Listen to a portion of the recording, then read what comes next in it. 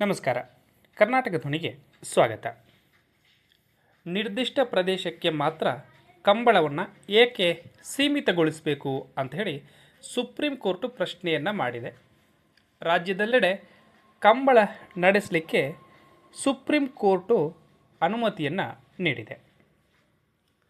ದಕ್ಷಿಣ ಕನ್ನಡ ಜಿಲ್ಲೆ ಹಾಗೆ ಉಡುಪಿ ಜಿಲ್ಲೆಯಲ್ಲಿ ಹೊರತುಪಡಿಸಿ ಕರ್ನಾಟಕದ ಇತರ ಭಾಗದಲ್ಲಿ ಕಂಬಳ ನಡೆಸುವುದನ್ನು ಪ್ರಶ್ನೆ ಮಾಡಿ people for the ethical treatment of animal ಅಂದರೆ ಪೆಟಾ ಸ್ವಯಂ ಸೇವಾ ಸಂಸ್ಥೆ ಸಲ್ಲಿಕೆ ಮಾಡಿದ್ದಂತಹ ವಿಶೇಷ ಮೇಲ್ಮನವಿ ಅರ್ಜಿಯನ್ನು ಸುಪ್ರೀಂ ಕೋರ್ಟು ಇತ್ತೀಚೆಗೆ ಅಂದರೆ ಮೊನ್ನೆ ಮಂಗಳವಾರ ವಜಾ ಮಾಡಿದೆ.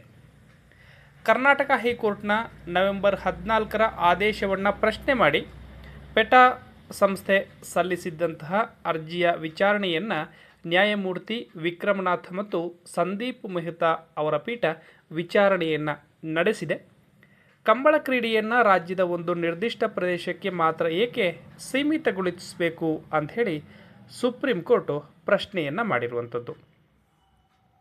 ಸಮಿತಿಯವರು ರಾಜ್ಯದ ವಿವಿಧ ಭಾಗಗಳಲ್ಲಿ ಸಂಸ್ಕೃತಿಯನ್ನು ಪ್ರದರ್ಶನಕ್ಕೆ ಮುಂದಾದರೆ ತಪ್ಪೇನು? ರಾಜ್ಯದ ಇತರ ಭಾಗಗಳ ಜನರು ಕೂಡ ಈ ಸಂಸ್ಕೃತಿಯ ಪರಿಚಯವನ್ನು ಹೊಂದಲಿಕ್ಕೆ ಸಾಧ್ಯ ಆಗ್ತದೆ, ಈ ಪರಿಚಯವನ್ನು ಹೊಂದಲಿ ಅಂಥೇಳಿ ನ್ಯಾಯಮೂರ್ತಿ ಮೆಹ್ತಾ ಅವರು ಅಭಿಪ್ರಾಯಪಟ್ಟಿದ್ದಾರೆ. ಇದಕ್ಕೆ ಸಂಬಂಧಪಟ್ಟಂತೆ ಪೆಟಾ ವಕೀಲರು ಕೂಡ ಸುಪ್ರೀಂ ಕೋರ್ಟ್ನಲ್ಲಿರ್ತಾರೆ. ನಿರ್ದಿಷ್ಟ ಪ್ರದೇಶದ ಹೊರತಾಗಿ ರಾಜ್ಯದ ಇತರ ಭಾಗಗಳಲ್ಲಿ ಕಂಬಳ ಆಯೋಜನೆ ಮಾಡುವಂಥದ್ದು ಒಪ್ಪುವಂಥದ್ದಲ್ಲ. ಸುಪ್ರೀಂ ಕೋರ್ಟ್ನ ಮುಂದೆ ರಾಜ್ಯ ಸರ್ಕಾರ ಉಡುಪಿ ಜಿಲ್ಲೆಯಲ್ಲಿ ಮಾತ್ರವೇ ಕಂಬಳವನ್ನು ಆಯೋಜನೆ ಮಾಡಬೇಕಿದೆ ಅಂತ ಹೇಳಿದರು. ಬೆಂಗಳೂರಿನ ಅರಮನೆ ಮೈದಾನದಲ್ಲಿ ಕಂಬಳ ಸ್ಪರ್ಧೆ ನಡೆಸಲಿಕ್ಕೆ ಬೆಂಗಳೂರು ಕಂಬಳ ಸಮಿತಿಗೆ ಅನುಮತಿ ನೀಡಬಾರದು. ಈ ದಿಸೆಯಲ್ಲಿ ರಾಜ್ಯ ಸರ್ಕಾರಕ್ಕೆ ಸೂಕ್ತ ನಿರ್ದೇಶನವನ್ನು ನೀಡಬೇಕು ಅಂತ ಪೆಟಾ ಸಂಸ್ಥೆ ಹೈಕೋರ್ಟ್ ಮೆಟ್ಟಿಲೇರಿತು. ಬೇರೆ ಯಾವುದೇ ಜಿಲ್ಲೆಯಲ್ಲಿ ಕಂಬಳ ನಡೆಸುವುದರಿಂದ ಕೋಣಗಳಿಗೆ ಹಿಂಸೆ ನೀಡಿದಂತೆ ಆಗುತ್ತೆ. ಬೆಂಗಳೂರಿನ ಅರಮನೆ ಮೈದಾನದಲ್ಲಿ ನಡೆಯಲಿರುವಂತಹ ಕಂಬಳಕ್ಕೆ ಲಕ್ಷಾಂತರ ಜನ ಬರ್ತಾರೆ. ಇದಕ್ಕಾಗಿ VIP ಪಾಸ್ಗಳನ್ನು ಕೂಡ ವಿತರಣೆ ಮಾಡಲಾಗುತ್ತೆ. ದೊಡ್ಡ ದೊಡ್ಡ ಉದ್ಯಮಿಗಳು ಇದರ ಪ್ರಾಯೋಜಕತ್ವವನ್ನು ವಹಿಸಿಕೊಂಡಿದ್ದಾರೆ. ಶಿವಮೊಗ್ಗದಲ್ಲೂ ಕೂಡ ಈ ಕ್ರೀಡೆಯನ್ನು ಅಂದರೆ ಕಂಬಳವನ್ನು ನಡೆಸುವಂತಹ ಚಿಂತನೆಯನ್ನು ಕಂಬಳ ಆಯೋಜನೆ ಸಮಿತಿ ಹೊಂದಿದೆ ಅಂತ ತನ್ನ ಅರ್ಜಿಯಲ್ಲಿ ಪೆಟಾ ಸಂಸ್ಥೆ ದೂರಿತ್ತು. ಸುಮಾರು 300ರಿಂದ 400 ಕಿಲೋಮೀಟರ್ ದೂರ ತರಲಾಗುವಂತಹ ಈ ಕೋಣಗಳಿಗೆ ಅದನ್ನು ಸ್ಪರ್ಧೆಗೆ ಇಳಿಸಲಾಗುತ್ತೆ. ಸುಮಾರು 300 ಕಿಲೋಮೀಟರ್ ದೂರದಿಂದ ಬರುವಾಗ ಕೋಣಗಳಿಗೆ ದಣಿವಾಗುತ್ತೆ. ಇದು ಪ್ರಾಣಿ ಹಿಂಸೆ.